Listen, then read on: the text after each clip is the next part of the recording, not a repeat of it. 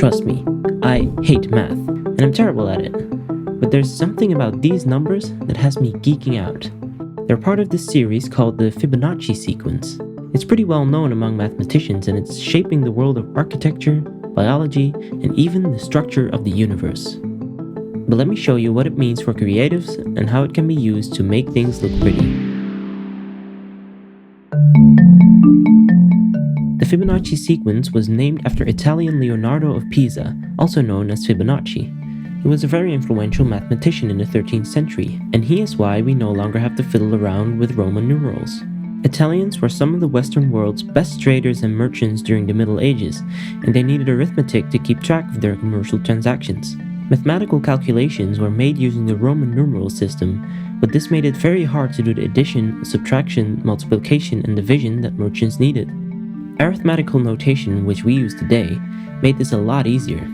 Fibonacci had learned about this while growing up in North Africa, and in 1202 he published his findings in his book Liber Abaci, in which he wrote about the Hindu-Arabic numeral system we're all familiar with.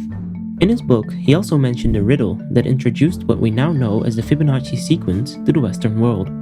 But though he was the one who brought it to the West, the earliest appearance known to man was nearly 2,000 years earlier in works of Indian mathematicians. It took centuries for the sequence to become widely known, but it's actually not that complicated.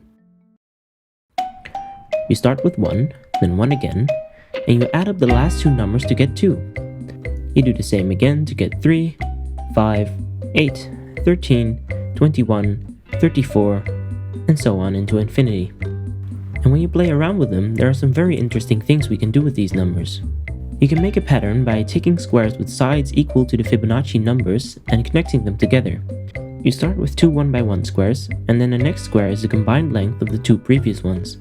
When you continue doing this, you can start drawing a spiral through this pattern. Lastly, the ratio between two consecutive Fibonacci numbers is always very close to 1.618, also known as phi, or the golden ratio, getting closer to it as the numbers get higher. These three things, the numbers, the spiral, and the golden ratio, are literally everywhere. Look at these sunflowers. Their petals all align with the Fibonacci numbers, the seeds are positioned at an angle of 61.8%, and they form a perfect Fibonacci spiral. And they're not the only ones. Look at this flower and this one. The numbers of petals are all in the Fibonacci sequence. Or take a look at this sea snail, or even a hurricane. The Fibonacci sequence is all over the place. These shapes and ratios have inspired architects, artists, and designers for centuries, and you can find them in a lot of man-made objects in the most unexpected places. So let's take a look at how we can use these creatively to improve art and design. Logo designers and illustrators can do this by drawing out a set of circles with diameters equal to the Fibonacci numbers. By overlapping them with a sketch or photo, you can create designs or logos with visually pleasing ratios.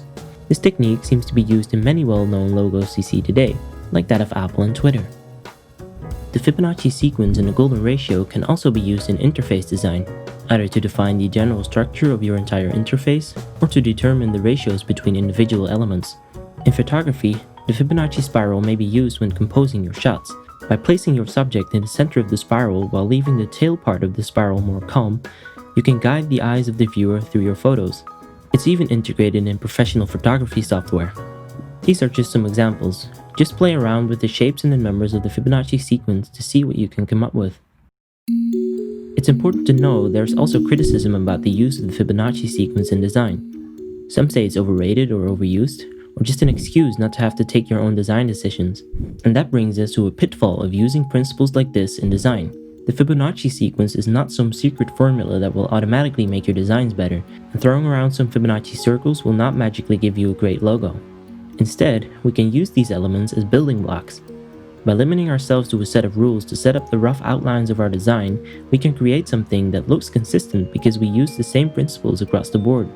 Many of the examples we looked at do not actually line up perfectly with the Fibonacci shapes, and we can find many exceptions in nature too. These kinds of principles are not a hard rule or a replacement for our creativity and insight, but it can be a source of inspiration to get us started. This is just one of many examples of how designers can utilize sets of rules they create for themselves to make balanced, harmonious design. In fact, many times you will find that mathematically perfect does not automatically mean visually pleasing, and you'll have to make adjustments to complete your work. A great example of this is the Google logo. It looks aligned, but when you actually try to draw circles and lines over it, you'll find that it isn't at all. But knowing Google, you can be sure that was not a mistake. Getting a good eye for design is more than memorizing some tricks or knowing software. It requires practice and experience to actually get good at it. But that doesn't mean that we can't get inspired or use tools like this to get us started. The world around us is full of beautiful ideas and smart solutions for us to explore. The amazing and clever design of the natural world has always been a source of inspiration for people, and some of the world's best ideas were found simply by copying from plants or animals. So it can't hurt to just take some time to get off your chair and take a walk. Maybe the inspiration you needed has been growing right outside your door all along.